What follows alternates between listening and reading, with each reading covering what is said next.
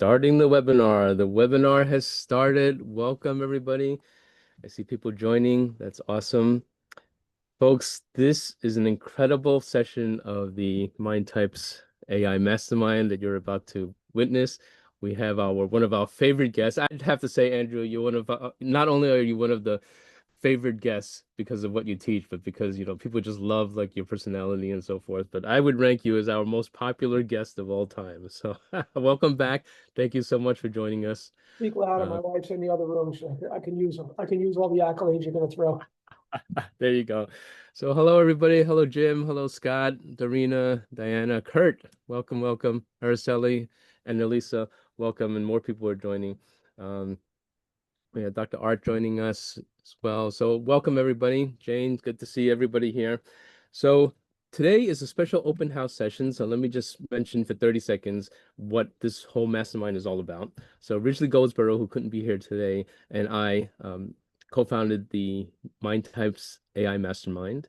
And we really do focus on using cutting edge AI techniques in a way that is approachable by any business owner to really get your marketing in order and to really, leverage, all the tools that you need to make your business a success today, including things like making sure that your content and your blogging and your websites are in order so that you can be found in the search engines and so forth. And last week we were talking about a new technique that our SEO guru, Andrew Dale, who was gracious enough to join us today, is leading us through. And so first off, I want Andrew to kind of tell us a little bit about himself, but let me give you all his contact information because he's graciously once again agreed to, of course, consult with any of us on the mastermind here through a phone call, as well as he extended a rare opportunity to get a SEO tune-up at a very low cost. And it really, is worth having a conversation with Andrew to kind of get your SEO rankings in order and get a plan and so forth. And he'll also talk to you about this new technique about topical authority that he'll explain to you today. But Andrew, is it okay if I give out your email? This is your personal email. Okay, so I'll type it in the chat as well. It's copcareer@gmail.com. Okay, and so let me just type that out for everybody. COPCAREER, copcareer@gmail.com. And for those of you who have met Andrew before, you know that he's an ex-cop, hence Cop Career, and also he's an ex-Marine. So as always, Andrew, thank you all on behalf of everybody here. Thank you for your service. And the service continues because he is also heavily involved in the Google ecosystem, doing guide work and all kinds of stuff. He's always on the forums, and he really knows the insides of how Google works and so forth. But Andrew, if you can give us a minute of your background, tell us anything you want, and then I'll set the stage as to what we're going to go over today. Sure. Okay, so my basic online experience started in, I want to say, the early 90s, and we were doing marketing, but it wasn't called SEO because SEO wasn't even a term that was coined yet. We called it Get My Website Found, right? So we would just be asking for links on people's websites. We wanted, we wanted to just get visibility on people's websites. We were hoping that people would click through and find us because there really weren't search engines back then. There were some directories and stuff like that. I mean, for all of those that were, I'll throw out like InfoSeek and CompuServe and, Northern Lights and Hotbot and all of these other, I mean, that I'm sure, like, if you've been around for a long time, like I'm going back into the history of the internet. But we were doing I was doing this really before Google came on board. Google really didn't come on board until the latter part of the 90s. And it obviously changed some things, but while all of my buddies that I was a cop with were out playing golf and everything else, I was a closet dork at home, checking out, reading patents and everything else, and learning how to optimize websites and build websites, but more importantly, how to rank them. I was kind of learning for myself, and then I had buddies of mine that were like, "Hey, you did that for yourself. Can you do that for me?" And then all of a sudden, it started to turn into something, right? So I was lucky enough as things started to roll around. it was interesting because, you know, a lot of the, if you would call big name marketers, back in the day, like we all knew one another because it was such a small little group of us. So we'd meet each other at different events and stuff like that. And we were like the search engine optimization people, and everybody else were like the digital marketing people. Like we were like our own little animals over here. So it was funny. I mean, I got to work with like the co-founders of Expedia. I created the first affiliate program with Career Builder. Cop Career was my first website that it had law enforcement career information or whatever else. And we did really well with it, but I wound up selling it. Somebody had come into the space that wanted to buy everybody that was in the market. So it was the first website that I made like serious money. So I'm like, yeah, well, I'm going to hold on to copcareer@gmail.com because every time I log in, I want to remember that like this is where I made my first like real money on the internet. So That's an awesome story. yeah, I never knew that. I never knew that's why that's your personal Gmail. oh, That's really? awesome. Okay. And then um, I worked as a contractor for Google for about 4 or 5 years with AdSense, and I would go around and I would do talks for Google AdSense in your city, if anybody remembers that. So I used to go around and it was amazing. It was kind of then when I realized how disjointed Google was because they would send me around and say, hey, you've done such a great job with AdSense. Tell everybody like how you're laying out ads and everything else. So I was showing everybody how I was laying out ads. And then like the week later, then Google would start penalizing websites because it didn't like double boxes above the fold. And I'm like, okay, you guys are completely disjointed here. So it did open my eyes to a lot of different things. But I became a Google business product expert for Google business profiles and maps. So, I'm in the forums and I volunteer, I help out people in the forums, but it does gives me access to Google support that most people don't get. And it also gives me access to like early beta testing of different things that came out. So I really jumped into the AI space. I kind of used my Google product expert position to get me into a lot of the different AI stuff that Google was starting to roll out. That's awesome. Um, And you took the Google AI course and got certified. You took the yeah, test it's and then their generative AI leadership course. awesome. Just because it was like one of the first AI certifications that was out there that was actually like by somebody that was recognized. I mean, there are tons of different people that are like, oh, you get a certification in AI, and like, well, what does it mean? Because it's sort of like becoming an ordained minister online, at like makemeapriest.com or something, There you go. So doesn't actually do a whole lot. so that's an excellent lead into to our group here. And Andrew, as you know, we've been leading this group and our members have been doing amazing things with various AI tools and so forth. And the focus will squarely be on the application of AI and how to rank well, how to use AI to rank well in Google, but not only that, but also how to use AI to appear in the AI overviews in the other AI platforms. And that's a very exciting thing. But let me just jump into the deep end for a quick second. Andrew has a whole presentation which we'll go through, but I just wanted to, because this is a cutting edge AI mastermind, um, I know from speaking to Andrew that he's been encountering some of the things that some of our members here have been encountering, and I just wanted to kind of hit that for a second. So, Andrew, we can talk about this for a second. So, I just wanted to have everybody understand that when you ask AI tools, ChatGPT or Claude or whatever you use, and you're looking to produce long, lengthy articles, okay, either articles or white papers or long blog posts or authoritative content, and Andrew will explain all of that. One of the things, if you notice that your AI assistant or your chats suddenly get to a point where the quality of the content or even the instructions that you're giving it stops following that. Okay.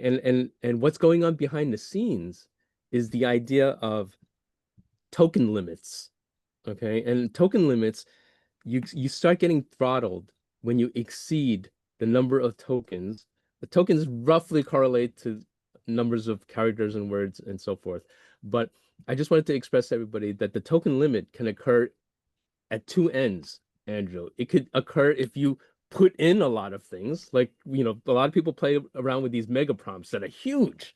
like these huge mega prompts. And I know that Andrew has a way to kind of get around that. But if you copy and paste in a whole big mess of space, it actually eats up a lot of memory and you start hitting your token limits early. Now, the other side that this could happen in is in the output. Oftentimes I'm asking for articles, 4,000, 5,000, 6,000, words long, or a series of them. And sometimes it acts funny, and it's because you're hitting the token limits and you're getting throttled on the output side. Okay. And there are tricks around that. Instead of asking it to give you a one-shot uh, main article plus all these supporting other articles and try to have it all output at once. Maybe the idea is you have different chat sessions and you repeat the prompts for each one. So I just wanted to mention that to our crowd because I've worked with some of you and I know that that's been on your mind. And I also know that Andrew has he just right before I pressed start, he said, "Wow, these have been busy. The last couple of days have been really busy for him." And I know that he's been struggling, or not struggling, but working through exactly some of these things, making sure that he breaks his prompts up so that there's a reusable brief that he feeds in each time, making sure that he restarts the chat sessions and all of that. And so, Andrew, I just wanted to kind of dive into the deep end. And before we actually start the topic that Yeah. you're going to tell us today, give us a little uh, advice about like what happens, how to recognize when your chat sessions are going off the track and what to do about it. Well, some of it's Specifically actually about the idea of hitting token limits. sure. Now some of it's really easy to identify, right? Like sometimes you've just been in the same chat thread for however long, and then all of a sudden, like AI just starts giving you, answers that are completely off the rails, and you're just sort of like, what the heck just happened here, right? They call it hallucinations. I mean, I'm sure that a lot of you guys have read about it. Um, Depending on which AI model you're using, so like I use a bunch of different AI models. I use ChatGPT, which I consider to be like the Swiss Army knife of Yeah, I like that one too. But the problem, and everybody probably knows this, but the token limit is probably the lowest Well, on that's ChatGPT. exactly it. So and now if anybody hasn't downloaded ChatGPT's Atlas, it's their browser. It's ridiculous. It does, like, you can be on a page and basically say, hey, analyze this for me, and it will actually do it like in real time right in front of you. ChatGPT also has an agent mode where it will go out and it will basically complete searches for you, complete actions for you, the whole 9 yards. But like you said, ChatGPT does have probably some of the lowest token limits. Sometimes 20 to 25,000 maybe. Whereas Claude, which I love Claude, Claude on a paid version you get about 125,000 tokens in one shot. But once again, that still doesn't mean that you're not going to hit a blocking point. I use DeepSeek as well. If you guys haven't used DeepSeek, DeepSeek is great. Once again, I've found that there's a very large token limit with DeepSeek, which has been really good. But each one of the LLMs will give you, each one of those AI models will give you a different token limit and will react slightly differently. So for instance, ChatGPT, if you're trying to get it to output something gigantic, usually you put a gigantic prompt into ChatGPT or DeepSeek or Claude, any of them. Like you were saying, that eats up tons of memory. Like I have this 40-page prompt, right? Which it's insane because it just kept getting bigger and bigger, and I just kept adding stuff. And like when I output it, I want everything outputted into either HTML or Gutenberg, and I want it to look like this. So I have all my styling in there, and then I have it pulling out all sorts of stuff, which we'll get into. But what I was finding was I would paste this thing into ChatGPT, and then by the time it started to actually write anything for me, I was getting like half an article before the thing was basically going, error, error, error, and I'm like, okay, what the hell's going on? Same thing with Claude. It was like, and then it would ask you, you want to retry, you want to retry. So Right. Now, before you tell us how you tackled that, let me mention this too. When when the output, sometimes you're working and it says okay, and then it says thinking or whatever, and then there's just like nothing, nothing. It's just blank. Okay. Now, if this is, I don't know if this is true in the other engines, but in ChatGPT, okay, definitely try typing the word continue. Continue is actually a keyword to ChatGPT that reminds it that it's actually stuck and not outputting. And it'll continue, actually. It reaches some sort of internal limit. And once it sees the word continue, it'll grab the latest chunks and start outputting them. So before you panic, try the word continue if you get a blank screen and no response. So there are different, when I say, okay, and we should go back on that. So when I say token limits, there are basically what I'm finding two different types of token limits, right? There's a token limit for the entire thread, and then there's a token limit for the actual action that it's performing right then and there, right? So as you're interacting with, let's say, ChatGPT, and you ask it a question, you press enter, and it goes off and it starts. There's a token limit for what that response is going to be. And then there's a token limit for the entire thread, where the entire thread just basically dies on you, right? So that's where you're going to start to run into some of the issues. Now, this is what I would highly suggest. If you have a small prompt, then you just paste it right into any of the AI models. It's not going to make a big difference at all. But if you have a really large prompt, what you do is, like, I have it saved in my Google Drive.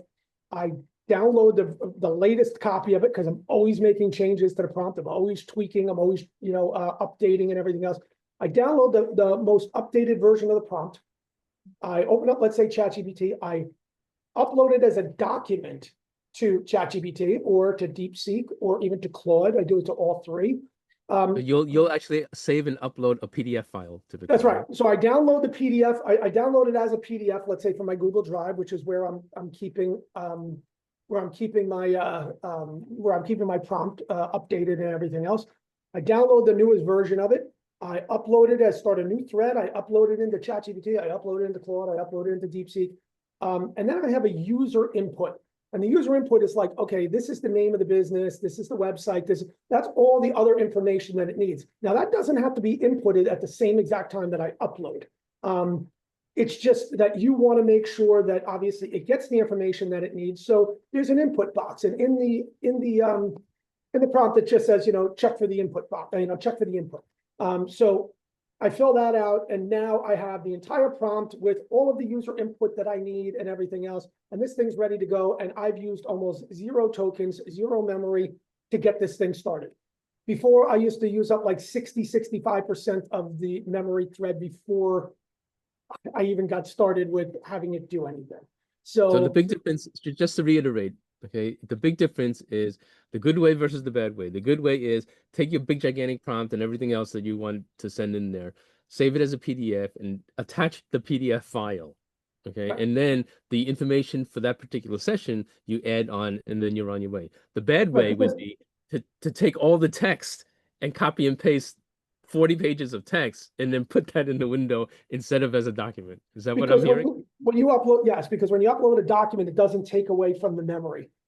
It uses that as a resource, but it doesn't take away from the memory at all, which was something somebody much smarter than me actually had told me, because I was like, I was banging my head against the wall. I was like, all right, I got this awesome prompt, but I'm like running out of steam. The other thing that I found was within my prompt, I have it write a brief, okay? And that brief is, if this thread winds up dying, okay, this is the information I need to have copy and paste it into like another document or whatever else, that I can just paste that into a brand new thread, and the AI understands kind of where I left off. Yes, ChatGPT has memory from thread to thread, so does Claude, but I want to make sure that I don't have to retrain a new thread on every single aspect of what I just did. Because So just to clarify, when you said, folks, when Andrew's saying a new thread, that would be like a new chat session within ChatGPT or Claude. So you actually hit, if a chat dies, you can actually hit start new chat. But Andrew is saying that it will have the old thread would have outputted a brief, or this brief is something that you keep around between sessions, and then you can always kind of use it to kind of put it and seed it into the next. right, because I've exhausted threads so bad that ChatGPT doesn't even it doesn't even recognize that thread, like like it can't even access the thread, because I literally murdered the thread. Like I just dug it into the ground.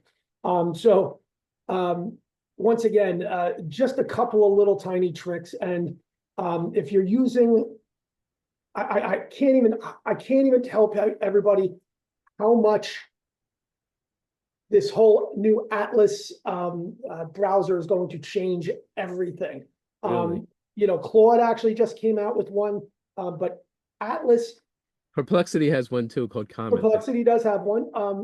But what I can tell you is that like I haven't even scratched the tip of the surface with this yet. Like I'll go into Google Business Profiles, I'll go into Maps, and I'll do a search for whatever it is. Let's say lawyer, right? And it's showing all the lawyers near me, and I'm like, okay, my profile is this profile. Do an analysis of all of the other profiles on the page. Tell me what I need to do in order to get me from moving from position 7 to position 1. And it will go through and it will find all sorts of things that I never even thought of. So, like I said, tip of the iceberg right now as far as what I'm using it for. But you guys will find that it is incredible. It will do all sorts of crazy things. Okay, so that's homework for everybody. So Yes. try an AI powered browser. If you use ChatGPT, download Atlas. If you use Perplexity, download Comet. They're all popping out all over the place now. But try an AI enhanced browser. So somebody asked a question. They said they asked what is a brief? So it is something. A brief is something that I put into my prompt that I basically tell the prompt, listen. And I forget exactly how I word it, but I'm asking the prompt to create a quote unquote brief that I can copy and paste into a new thread if something winds up happening to this thread, or if I exhaust my tokens, or if I exhaust all the memory. And it will literally give me like, I don't know, a couple of paragraphs that I just take and I put on the side. And if something happens to that thread that I've now finally trained the AI to know everything about this business and everything about everything that I'm looking to do, I can just copy and paste that into a new thread, and it will wind up just picking up kind of where it left off. Like you don't have to retrain it everything again. You might need to retrain a couple of little things, but for the most part, you're all set, ready to go. And then what I would do is on that new thread, I would upload the same instructions that I had my prompt through the PDF, and I put in this little brief, and it's all set, ready to go. And I got brand new memory, and it's like a brand new iMac, ready to rock and roll with no memory used on it or whatever else, sort of like like you just rolled out of the store with it. So it's pretty cool. I think of a brief as like, and this is how I develop briefs. And thank you for that question, Annalisa. So, Andrew, check my thinking and my approach on this. So oftentimes I'm trying to figure out how to do something, and I'll be in a ChatGPT session, and I'll work out like, oh, help me optimize this blog post, and then during the session, things keep popping up in me, and then I was like, no, make it 5,000 words, and make it full of limbic messaging, and make it have an author bio box at the bottom for trustworthiness and all of that. By the time I'm done in that session, so much has gone on that I want to capture all the stuff that we co-created together. Then at the end, I'll say of that session, summarize all these practices that you've helped me create into a brief that I can output now, and then save it and put it into a new chat session so that you'll know what I want the next time. And Okay, it'll give me a brief. Do you think that's a good approach? you know what? I think that's a great approach, but I would look at that as that's now my prompt. Yes. My brief is like, what's the name of the business? What's the phone number? What's the address? What's the website? It's the personal information. So I don't have to retrain it on just based on the personal input. The geographies that they cover, any awards that they won, that sort of thing. The neighborhoods and the towns that they want to target, all the service. So that you don't have to type that all out again. You're saying exactly, just like a reference exactly. kind of. But now, like what you said, I'll tell you what, I do that all the time though. I'll work on something and I'm like, wow, right, what the heck did I do to get here? So I need the AI to summarize what I did so that the next time we're not going down that same path. That's my prompt now. And I actually have in my Google Drive, I opened up one doc because I used to have like 100 of them. I opened up one doc, and on the side I have the tabs each one is a different AI prompt that I use all the time. If I really like it, I'll create a custom GPT with it, because this way it's just nice and easy. I'll just go to ChatGPT, I create a custom GPT, it has all the instructions in there, so it already knows kind of what I want to do. And those are really easy to accomplish, and those are great if you have a team, because now you don't need to give them you don't need to almost give them your secret sauce. They can just go in there and they use it, and they'll get the output that you're looking for. So that's the advantage of using a custom GPT. That's awesome. Now, what I want to do is I want to mention one more best practice on how to use AI for what Andrew's going to show us. But then we're going to switch into, so we've been talking about how to do stuff, but now we're going to go back to Andrew and talk about what to do, and it'll blow your mind, right? But one more tip though. So Andrew, you know how over time we keep evolving our prompts and we're sticking new stuff in and all of that. Every once in a while, it's good to start a new chat and say, hey, take a look at this prompt or system instruction and help me optimize it for best performance. Because it'll look at it and I don't know if you all know, but the order that something is in, especially if it's a long prompt, if it's at the beginning or at the end, it actually has higher weight than the stuff in the middle. And so ChatGPT or whatever AI will help you kind of format your big ass prompt, and it'll take out the redundancies to save tokens and all of that. So And doing the that's housekeeping once in huge. a while, yes, Yeah. To take out the right, redundancies is gigantic. I wound up with this one prompt that I do. I can't even have it rewrite the prompt for me, because the thing is just so big that it just rewrites sections of the prompt for me at this point.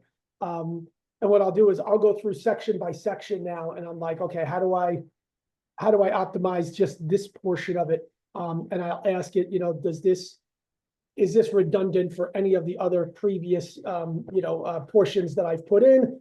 And please alert me if it's redundant to any new portions that I put into the chat. So, yeah. And yes, also to identify any internal inconsistencies, because the number one rule always is garbage in, garbage out. And if you live with your prompt long enough, you'll find sections of your prompt that literally contradict each other. Like I just found in one of my prompts, it said, write 2,000 words. And then by the end of it, it says, write 3,000 words. So no wonder ChatGPT doesn't know what to do. All right. yeah, So that is great. And like I said, I highly suggest everybody put their prompts like in a Google Drive, in a doc, because they're living, breathing things. I mean, they're constantly, they should constantly be evolving. excellent. Yes. All right. Now, before Andrew starts his presentation and the overall topic, as a group, we'll all get the most out of it if we do some prerequisite homework first, just together as a group first here in a second. There are two concepts that I want you all to know, okay? One is the idea of entities. Okay, so Google, and I'm going to have Andrew kind of explain this as a prerequisite way before he starts his presentation. But if we understand that Google thinks of things in terms of entities, Google is basically saying, hey, let me rank this website higher than this website because this website says it's about this topic, but this topic is comprised of certain entities, and Google knows all the entities, and this website has more than the other website. So that's one of their ranking factors for Google to know if you have the right number of entities. And in combination with the content, it creates what's called, and this is the second thing to know, topical authority. So Andrew has actually been on our mastermind in the past talking about the importance of topical authority. And I'll ask him to define both entity and topical authority. But in my understanding of it, topical authority is basically signs to Google that you truly are a master of a certain topic, that you're authoritative, and there are signs of authoritativeness. It's like the depth of your content, the breadth of your content, certain like signals that have trust and all of this. But Andrew, if you can give us a prerequisite before you start your presentation, just give us the sense of what's an entity and what's topical authority. And I think with that understanding, we're going to get a lot out of your presentation. Okay, so let me start with topical authority. As you were saying, topical authority is And it's been around, Topical Authority is nothing brand spanking new. It's been around for a little while, okay? Think about it like this. You need to produce to your digital assets, let's start with like your website, that you are the expert of X and in whatever location, or it could just be the entire United States, could be that you are just the expert in this. Let's just take plants for an example. Okay, and once again, I don't really know anything about plants. Actually, if you know anything about me, I kill almost everything because I overwater it and I drown the freaking thing. And I'm trying to do good, but I don't. But so let's say you're talking about plants. You're looking to become the topical authority about plants, but how does Google or how does an AI understand that you are that expert? It would be that looking, like you said, at the depth and at the breadth of exactly what it is that you're writing. So if I wrote my main topic was about plants or plant cares or caring for plants or whatever else, and then each of the sub pillars, if you would, each one of the spokes that come out of that wheel are about a different plant, and then about each one of those different plants about how do you care for it, where's the best environment for it, what type of nurturing does it need? How long does it take to grow? All of the different things that surround all of those little subtopics, so that you have hit every aspect. You've checked every box, and Google and these AIs look at you and they say, okay, you are producing the most relevant content of anybody else out there. We look at you as the expert. For instance, in the dental network, right? It would be that you're going to write about being a dentist in Cincinnati, Ohio, okay? And then what any dentist would, they do cosmetic dentistry, right? So that would be one service that you would be talking about. Another one would be, let's say, teeth whitening. Another one would be dental cleaning. Another one would be dental implants. Another one would be Invisalign, let's say. And I'm just going through. And then each one of those, let's talk about like dental implants. Then each one of those breaks out into even more content about how much do dental implants cost? Are you a good candidate for dental implants? How long does the recovery look like? What sort of insurance takes it? So you're touching base of every single aspect of that topic and then subtopics within your industry. So think about it like this. Whatever you would call the title of your website, right? Which would be, let's say if you were a business consultant, you'd want it to be business consultant in wherever, right? That might be your title. Then you want to discuss each one of the services that your business offers. And you want to go into complete depth of what each one of those subtopics are that all together wrap around to make you the expert on that main topic that you want to rank for or that you want to be the expert for. Does that make sense to everybody? Yeah. Okay. Now we're going to jump into something, and I don't want to go too far down the rabbit hole, right? Because like I'm going to lose people, and I can dork out on this stuff pretty badly, and I don't want to. But an entity, best way to explain an entity is anything. It is a person, it is a place, it is a thing, it is a business, it is an address, it is a thought, it is a concept, it's an idea, it's anything. Anything can be an entity. Then you have something called a vector, okay? And a vector is how close is this entity to something that it knows about, right? So it's sort of like an entity is okay, if we talk about a neighborhood, right? Each house in that neighborhood could be an entity. But how far is it away from the closest gas station? Okay, that's a vector, right? It's talking about what's the length between these entities and the next idea or the next topic, or even within a house, right? You have a bathroom, a kitchen, a bedroom, or whatever. So how far away is the kitchen from the bathroom? It's looking at the relationships of distance between concepts, if you will. So those entities kind of make up a thing, if you will. And the velocity looks at it and says, how much is that thing related to this topic? How close is it? How important is it? Is it really important, or is it just like on the periphery of importance of that? And these together now, where it used to be words, it used to be keywords. Google, and especially these LLMs, the large language models, these AI platforms, they're using everything based on entities and based on vectors. And like I said, I don't want to go too far down that rabbit hole, but basically an entity is a thing, and the velocity is what's the relationship between that thing and something else, right? Cool. You have Okay, this and this, and then that line that connects them. That's the vector, and each one of those things that connect are an entity. That's kind of awesome. Okay, so simple. with that background now, Andrew, take us on this presentation of yours about how awesome a particular strategy, and I guess we would call this a topical authority content cluster or something like that. But basically, it's and I'll shut up in a second, but I do want to say that this is a set of blog posts that you can put on your blog, or articles that you can put on your website, and everything technical that you're about to see correlates at the end of the day to a piece of content that has a URL and it lives on your website, and they act together in a certain way to make you rank better because of increasing your topical authority. Okay, so Andrew, we do see your screen, so take us down the road. Thank you. Well, that's a bonus, because a lot of times, I struggle with, trying to get the screen share going.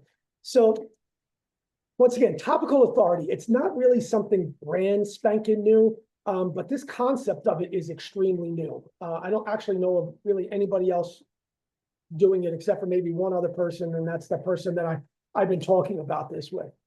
Awesome. And the new part, if I would say what's the new take on it, is that you're putting together the idea of covering all the entities through this new system for creating topical authority, and leveraging AI to kind of do what in the past would be a humongous effort. I would put it this way: I would never be able to do this if it wasn't for AI. There's no way. I mean, it would take forever to actually do this. So we'll just jump right into it. Okay, so how to build content that Google and AI recognize as the authority. That's the whole goal here of what we're doing with this system. Now, let's see if we can, okay. So Google has fundamentally changed, and it's kind of evolved over time. But for years, and I'm not going to read this verbatim because you guys can all read it, but basically, for the longest time, we've told everybody, you should be blogging. You should be blogging all the time, consistently, once a week, or, 3 times a month, or whatever the case may be. And people thought it was like, okay, I'm just blogging to blog, like I'm just throwing things out there. That's the old way. It really is. I mean, you'll see some of these websites that they have like dozens and dozens or hundreds and hundreds of pages of just low quality junk, just because they thought that they needed to produce something. And if you go on AI and you say, write me an article about, this tree, this type of tree, an oak tree, it's going to garbage in, garbage out, right? You're going to get nothing. So Google, because it has a limited amount of resources, and because AI was scraping the living heck out of Google, all of these different AI models, Google started de-indexing pages, de-indexing pages on people's websites because they didn't offer anything new. It didn't offer anything original. It just was like, okay, you're just throwing words out to throw words out. And Google's like, I have no use for that. I'm not going to continue to use my resources, which cost Google money, in order to just read stuff that doesn't explain anything new. It just rehashes the same thing over and over and over again. So the more content concept is no longer rewarded.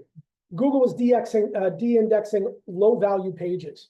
And looking for what Google was looking for, and the AI models were looking for what was expert content, expertise.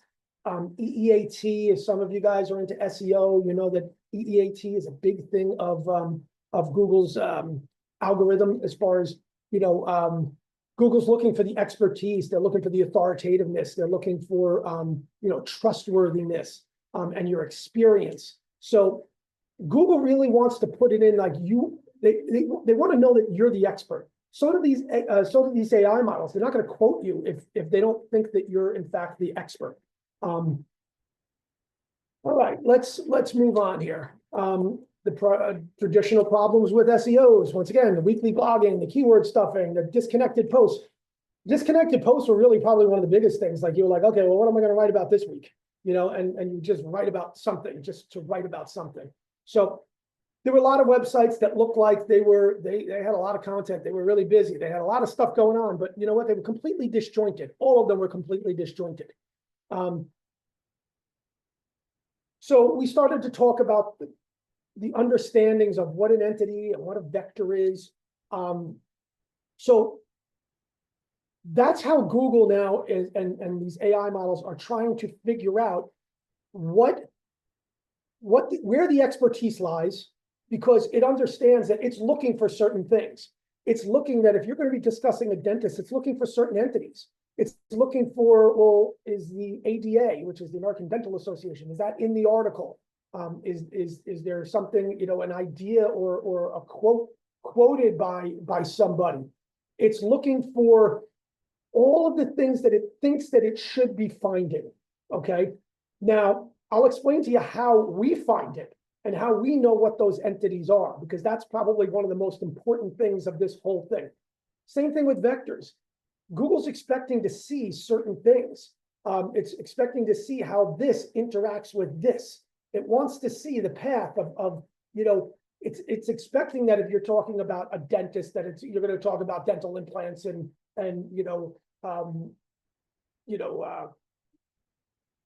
teeth whitening and all that sort of stuff. It's expecting to see that stuff.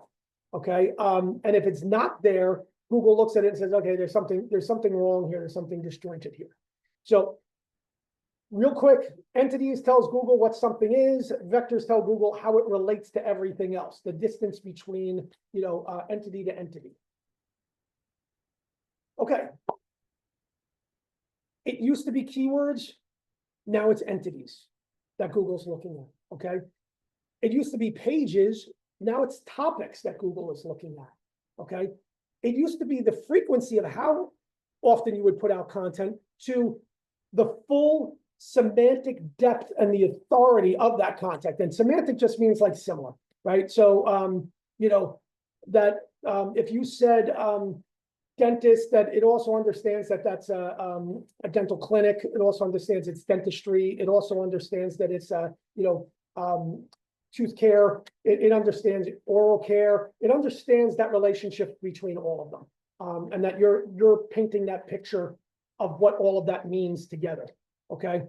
A lot of the search engines, they don't read text anymore. The vectors, if you actually see what Google looks at and how they measure the vector, it looks like geo coordinates. It's like 69, 0, 71, and it's literally a mathematical equation of how it makes a relationship between one thing and something else.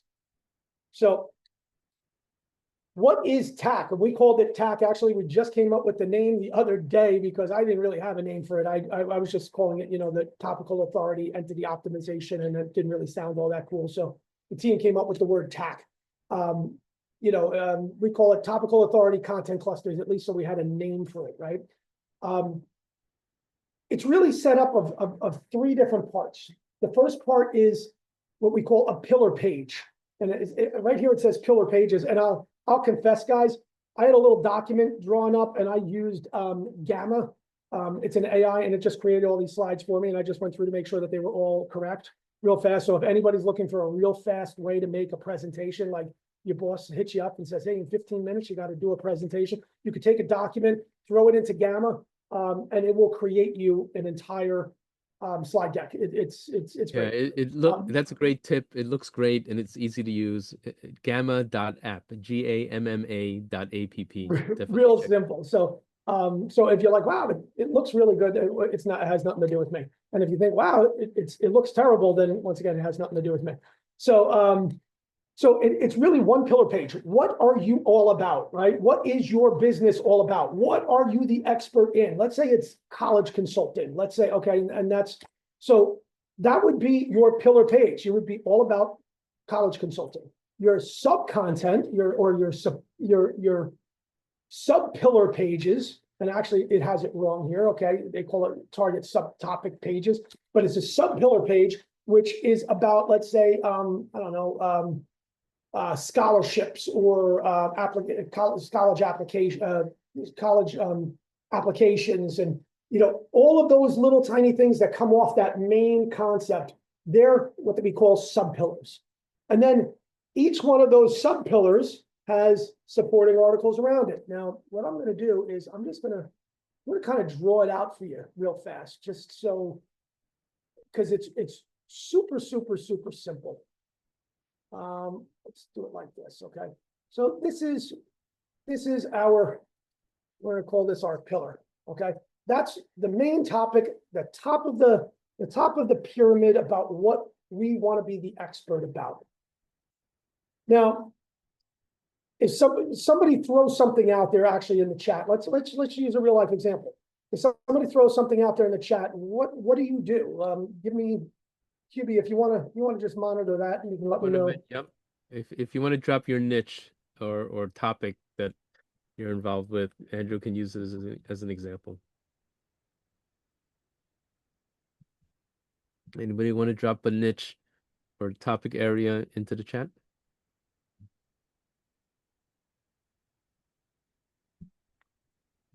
Scott Brown said living legacy for high-powered women. Beth said contemporary art advisor. Okay.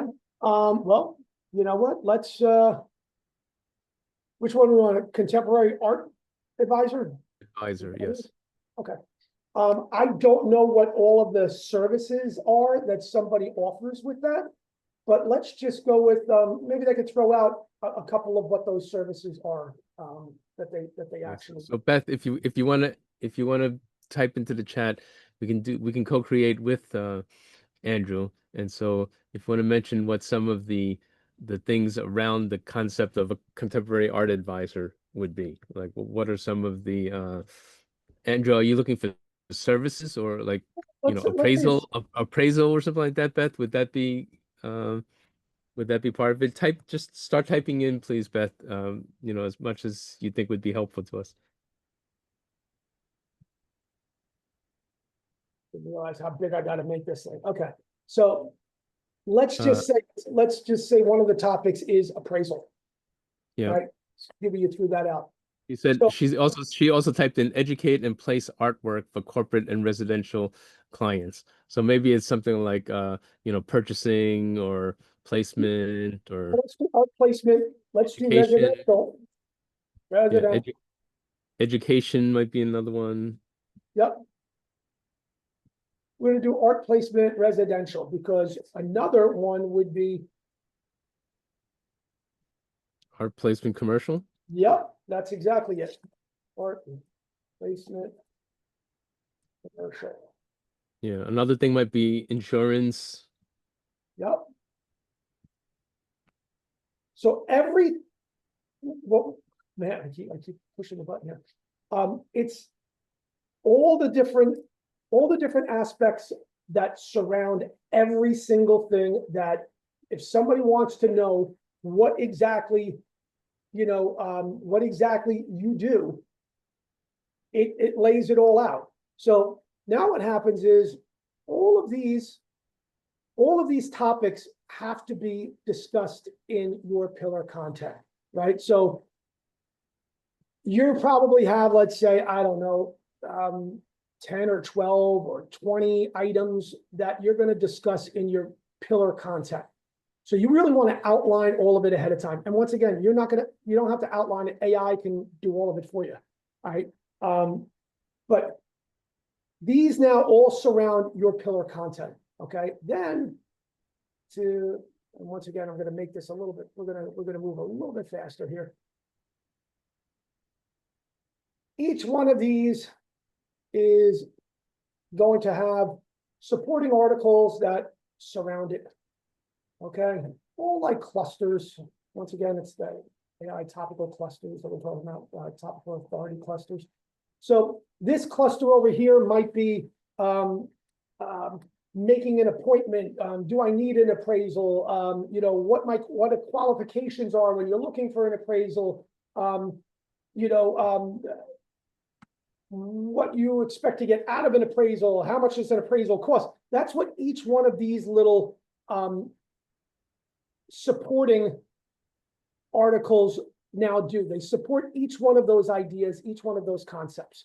But you also want to make sure that each one of these are supporting something that is in that appraisal piece of content. Okay. So you kind of have an understanding of how it's all built out, right? So like this is your main topic. These are your first subtopics, and then these are just articles that support that subtopic. Now, when you look at this content, the pillar is going to be the biggest one. It's going to be 3,500, 4,000 words. The next ones are going to be your sub pillars. These are going to be, I don't know, let's say 2,500 words, somewhere in there. And then these little supporting articles, they're going to be somewhere between 700 to 1,200 approximately. Okay, so and again, just to make sure everybody understands the diagram. So each of these are blog posts. The pillar one is going to be the main blog post, and it's going to be something like, you know, what does a contemporary art advisor do, right? Or something like that. And that's the main blog post. And then the sub-pillar blog posts are insurance, appraisal, art placement residential, art placement commercial, and those are all articles in your blog that talk about that. And then the supporting articles are also blog posts about that particular sub-pillar. So by the end of this, Andrew, this is like a whole bunch of different blog posts all over the place. Right. And I know that, and we'll show an example we'll show a real life example. okay. And I know that they all concentrate on the entities and vectors related to each of them, but there's some sort of magic with how you link things together, right? Right. So, you know, once again, my spelling is whatever. You guys understand commercial. Okay. So, yes. So how these all now link together is that, think about it, if you will, starting from the lowest portion of the funnel, if you will, which are these supporting articles. These supporting articles all link to your sub-pillar. They also link to your pillar article. So let me draw another line here. They also connect here. Think about it like a silo. This silo here is not going to touch this silo over here, but all of this whole silo is going to go straight to the pillar. Or it's going to go from the supporting articles to the supporting articles to the sub pillar to the pillar. It's going to link straight up and straight back. Okay. Same thing with this art placement residential. Okay. It's going to link forward and back, but we're not going to interlink this pillar with this pillar. Okay. That right there, we're not going to do. Each sub pillar kind of stands by itself. All right. Now, if you're in this appraisal page here. I'm sorry to interrupt, but I just wanted to mention this for everybody, that what Andrew's doing is he's taking advantage of the inherent nature of Google, that Google looks as a signal. It looks to see what pages link to what pages. And those linking signals help Google identify these clusters of entities and things that are related to each other. So Andrew is purposely kind of cultivating the linking juice that occurs among these pages. And that's exactly it. We want all of the power of the links to be going just, straight towards that pillar page. Now, because these are blog posts and because we're making them like in your blog section of your website, you might have a services page for appraisal, okay? Like, appraisal services. When you think about what we're doing here, I want you to think about it as it's fully informational. It's not a promotional item for your business. It's not a commercial for your business. It is if somebody wanted to find out what does a contemporary art advisor do, this is the entire guide on what a contemporary art advisor does. In the bottom of the article, and I will show you examples, you can say who wrote the article, and then you can kind of put your little plug in there, but it should not be, this should not be commercialized. It should not have an intent of trying to push somebody to your website. You might have an appraisal service page on your website, which is more commercial because you're trying to get that to convert people to use your service.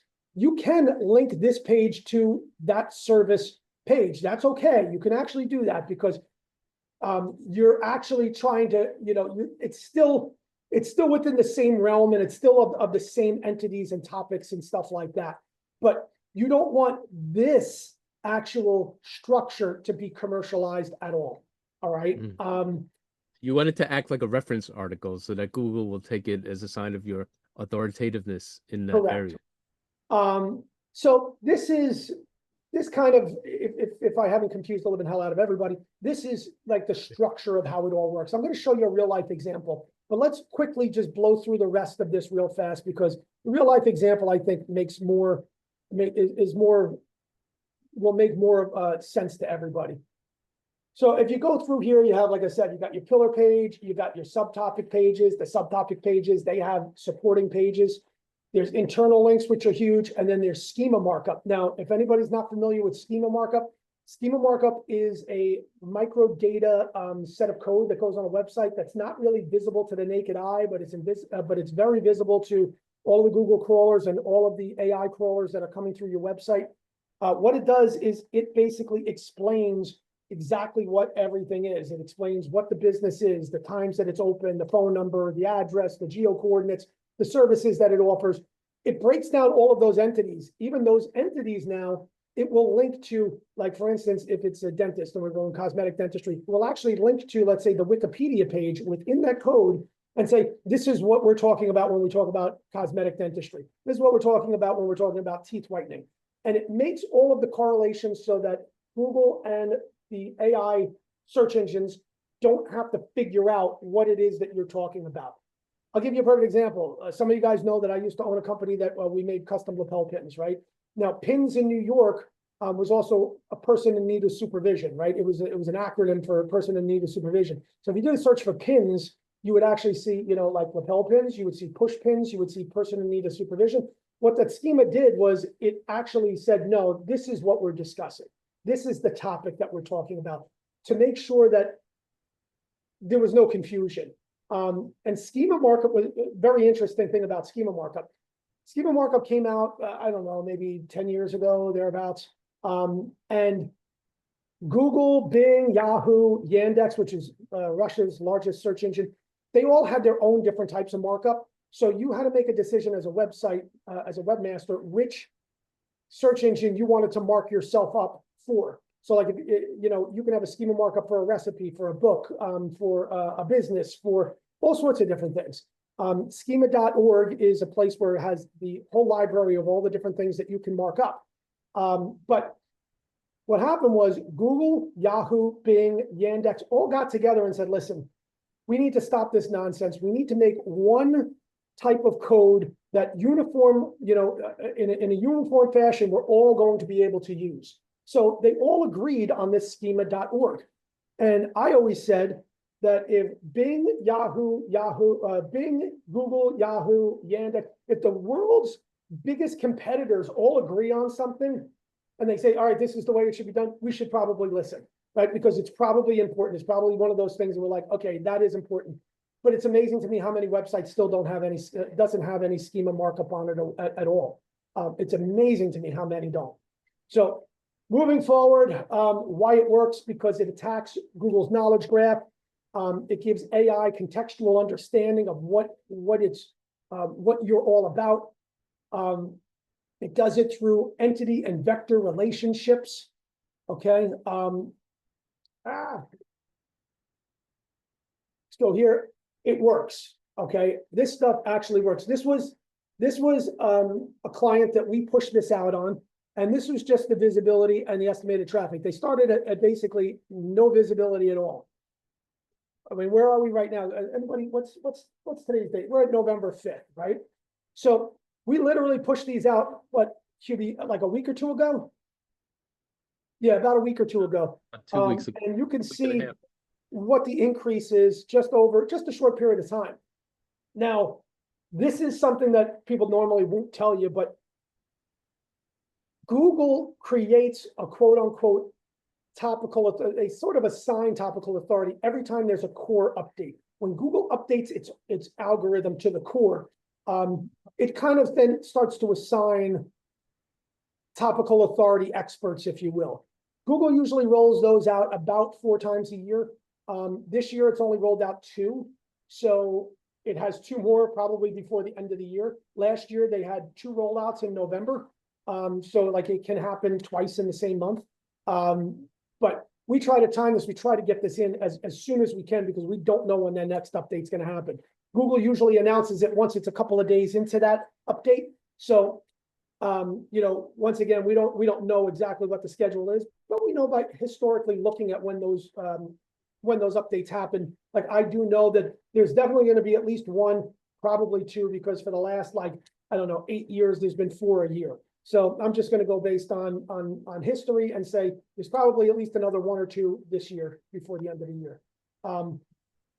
The point of you mentioning that is that you're expecting that in the next update, it's going to reward those that are doing these kinds of content clusters and demote ones that just have nonsense disconnected content on their sites. Right. So I'm going to expect to see, I don't know if you can see my mouse, but I'm going to expect to see when there's an update that all of a sudden it shoots up like this, going straight up, that's what I expect to see. And that's what we've seen in the past. Right. Moving forward, it's basically quality plus structure plus content equals authority, right? And that's really what it comes down to. You don't need to be blogging all the time. It should all be very structured about the way that you're blogging. You shouldn't just blog to blog. You shouldn't just be putting out content just for the fact of putting out content. You want to put it out in a very methodical sort of way, so that Google understands the whole topic. It understands that entity and understands the vectors between it. And even if, like I said, even in your head, if you're like, entities, vectors, like that just sounds so dork to me. It sounds so beyond. Just think about how a thing connects to something else. That's it. That's really the basics. You need to describe the thing and you need to describe that relationship to something else, to another thing. And that's what gives you the authority. At the end of the day, Google's never going to penalize somebody who just gives the best information about a topic. It's going to reward them every single time. Same with the AI search, I call them AI search engines, but they're generative answer engines, if you will. Everybody has a different name for it. We haven't settled on one yet in the industry. But I mean, I use ChatGPT all the time to ask questions. Listen, I'm looking to go to a burger place. I want to see outdoor seating. I'd like them to have beer on tap, and this is the area I'm in. Boom, and it gives me a list, and it already looks through everything because those websites, and there might be other businesses that actually meet the criteria of what I've searched for, but the problem is that they didn't put it on their website. They're not. If the content's not there, it doesn't exist. All right, you're not that. You don't have any sort of visibility if it's not out there, right? So basically what you want to do is you want to create a topical map. You want to create, topical clusters. You want to do it based on entity. You want to then make sure that you have schema and the internal linking blueprints correct. And then you want to I say you want to do ongoing optimization. You want to keep building out these sub pillars until, like, you've nailed every single aspect of your business to the point that it's nauseating, right? That every single aspect, like if you were talking about ice cream, and then you had an ice cream maker, and then you went into every single part of what that ice cream machine does. I mean, this thing can keep going on and on and on and on. But if you are the expert on that topic, you're going to be rewarded every single time. Now, That's awesome. I know you want to share your example, but some people have to jump on at this point. So I just wanted to say your contact information again before you show us the actual example.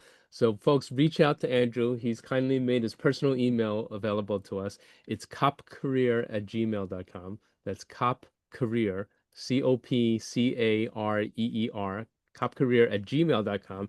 And that's Andrew's personal email. Reach out to him. He can talk to you about your own website and your SEO strategy and your own topical authority cluster. and the nice part about this is that this works for any business. It will work for any business. So let's just use dentists here for an example. So this right here is my pillar page. Okay, this goes into all these different things about dentists, preventative, cosmetic, implants, crown and bridges, dentures, emergency, sedation, orthodontist, dental tech, community overview, talking about the actual community, because we're trying to get them to be the expert, not just as a dentist, but a dentist in a location. And it goes through everything. I mean, we have videos in here, and then I'm going to tell you the little secret about all of this. The secret is that when you set it up correctly, AI is going to pull out all of the information for you. So, for instance, I didn't just land on these. Okay. I didn't just say, oh, it's going to be preventive. We're going to use cosmetic. We're going to do implants. We're going to do crowns and bridges. We're going to do dentures. What I did was I had ChatGPT's agent go out and check the search results on Google, the SERP, the search engine result page, for the top 10 ranking people in the spot for, let's say, dentist in here, it's Paducah, Kansas. So I actually had AI's agent, Google ChatGPT's agent, go out and check the person that was in the first spot, the person that's in the second spot, the person that was in the third spot, fourth spot. And it started scraping all of those websites for the entities that they were discussing. It compiles the entire list, right? And then it also compiles the vectors of how preventative talks, how that connects to being a dentist, how cosmetic connects to preventative and implants. And it puts all of this together in quote unquote research, if you will. It puts all of this together. It talks about all the different areas that they serve. So it's not by mistake, or it's not just like off the top of my head that I'm going, oh, we're going to do preventative and cosmetic. It's looking at all the competition. It's looking at what Google thinks is important to begin with, right? And it's pulling all of that data.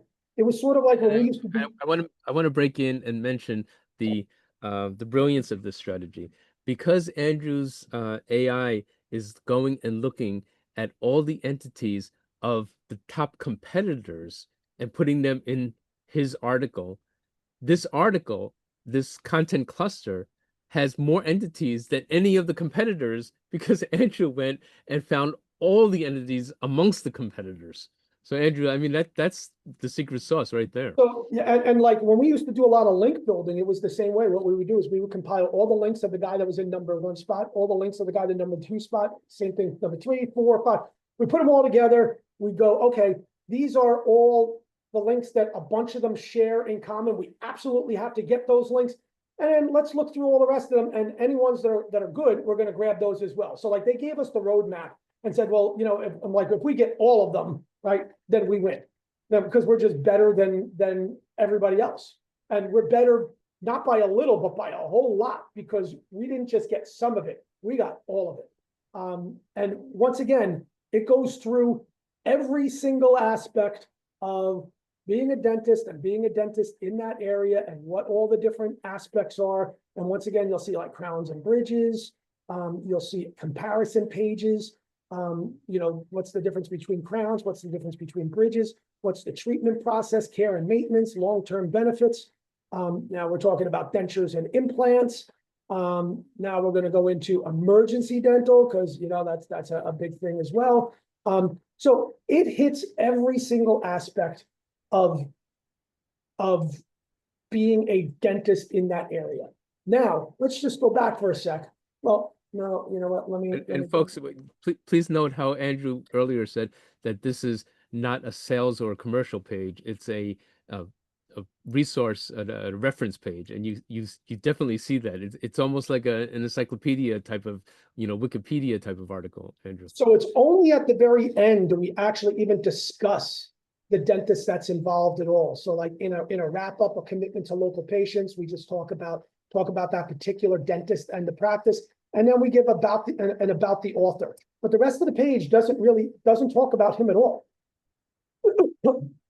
And these are all the resources. These are all the quote unquote entities, if you will, along with cosmetic dentistry, pediatric, the ideas, the concepts, what they are. But these are like the organizational entities and stuff like that. So we do talk about the dentist. We put his link in there. We talk about his professional memberships because Google's looking at it and going, well, why should I even trust this article? Well, the guy has professional memberships. He's been in practice for over 20 plus years.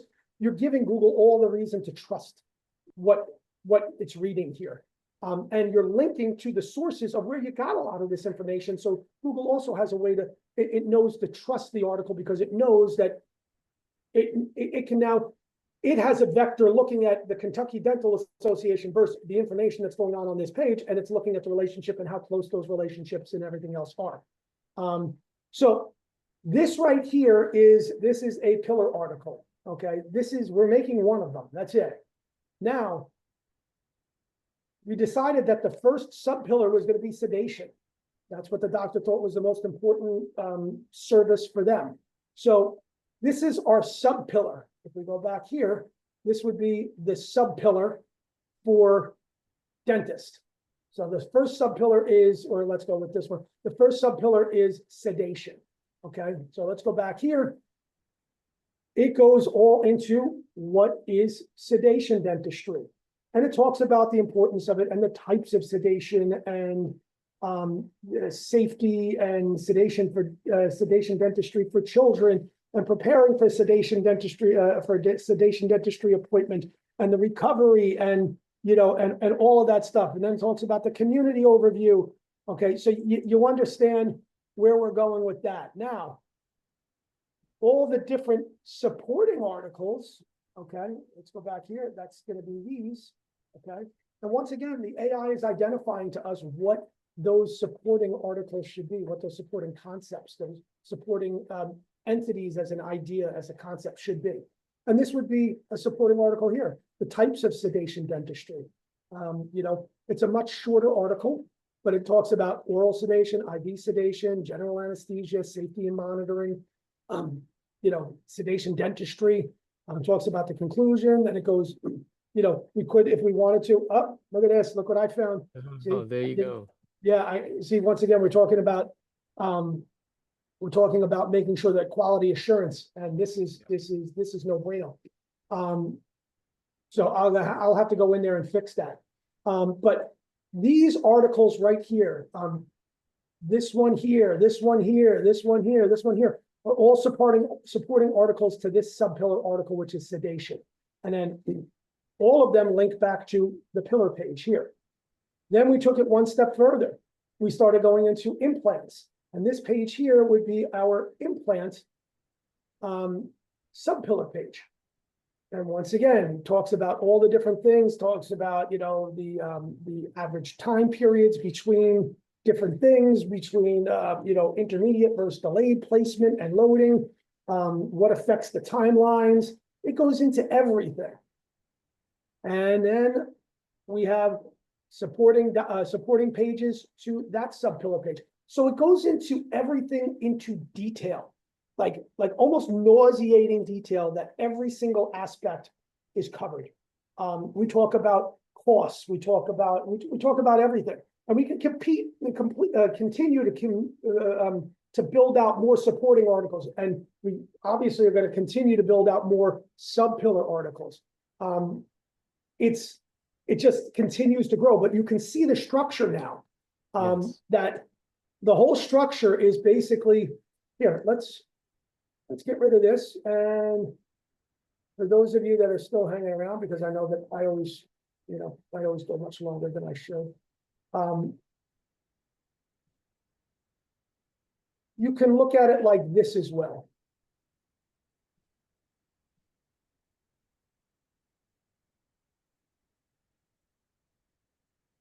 Let's just do that.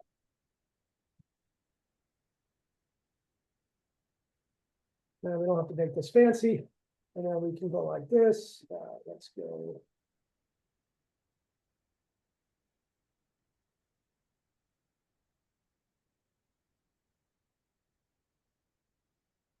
This might make it easier for people to kind of understand.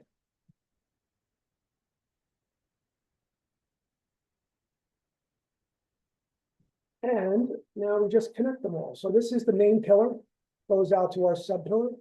And then our sub-pillars are supported by supporting articles here. Not like that. Mm-hmm. All right. So, I mean, it's all about the structure, but it's all about, like I said, nailing every single one of those entities. Now, it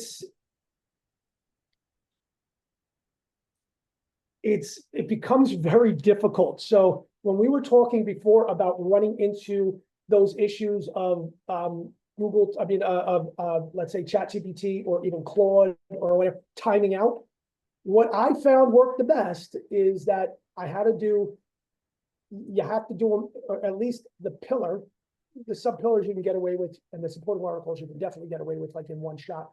But the pillar, you had to do in chunks. You had to do in like, your prompt had to go into, okay, so I want you to do the introduction with the table of, at first you want it to do an outline, and then you want to start to have it do each section and write the HTML. It will write the HTML for you, and you copy and you paste it right into the blog. And I do this, and I just keep copying section by section. I don't wait to I don't wait for it to try and do one all by itself, because it will time out. It always times out. Even though Claude, let's say, has 120,000 tokens, each input that I give to it, it will time out on those. So if I just say the prompt basically is set up to the point where it does this first section, says, do you want me to continue with the second section? Yes. You want me to continue with the third section? Yes. To make it as easy for me as humanly possible, right?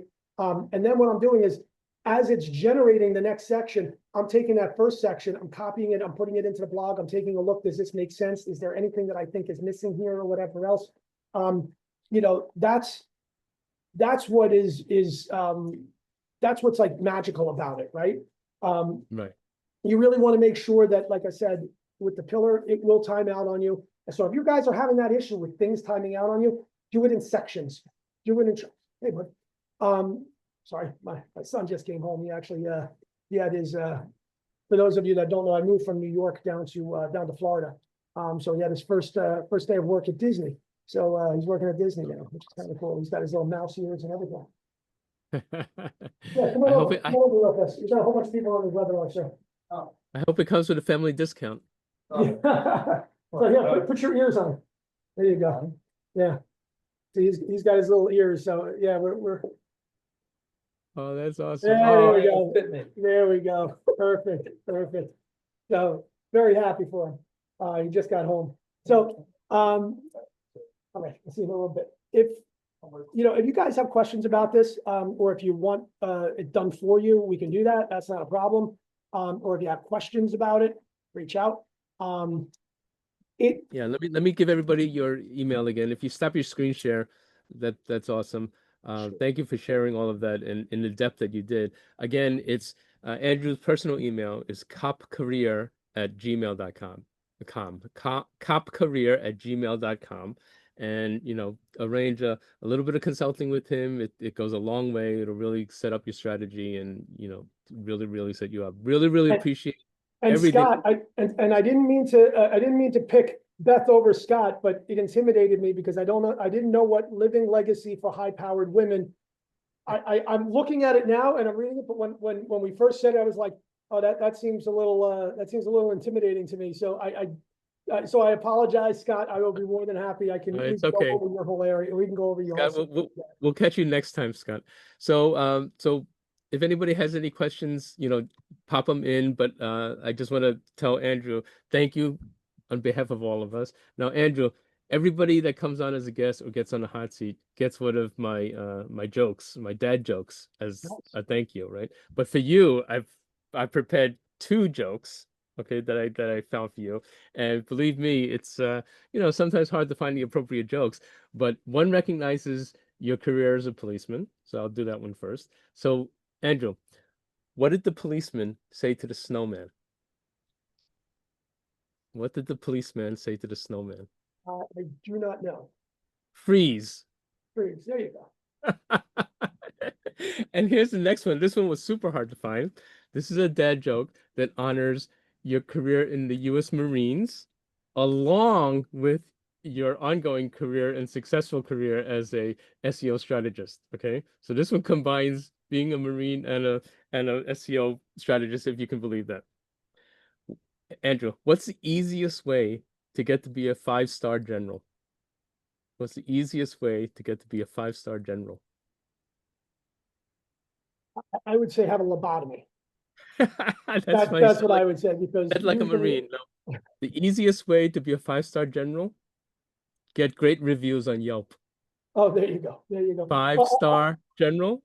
I will end with two bad jokes also in the same vein as far as the police officer. And these were jokes that I heard that I always thought were kind of funny throughout the years.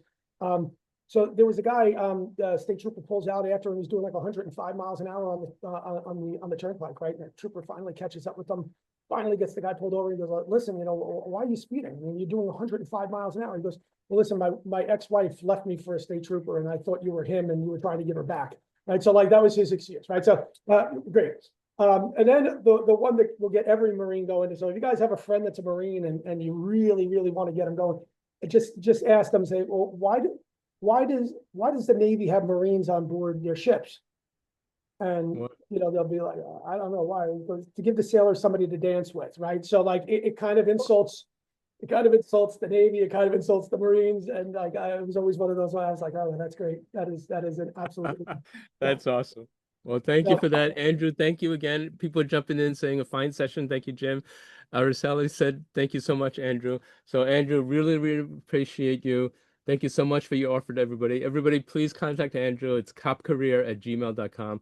I will send everybody the recording of this. I think this was a brilliant mastermind session. As a matter of fact, don't tell Ridgely, Andrew, but I think this is the best mastermind session we've ever had. So, you yeah, know, yeah, yeah, definitely don't coverage that. I'll get this recording out to everybody. All right. Thanks, all. Thank All you, right, Andrew. guys. Take Thanks. care. Bye-bye, everybody.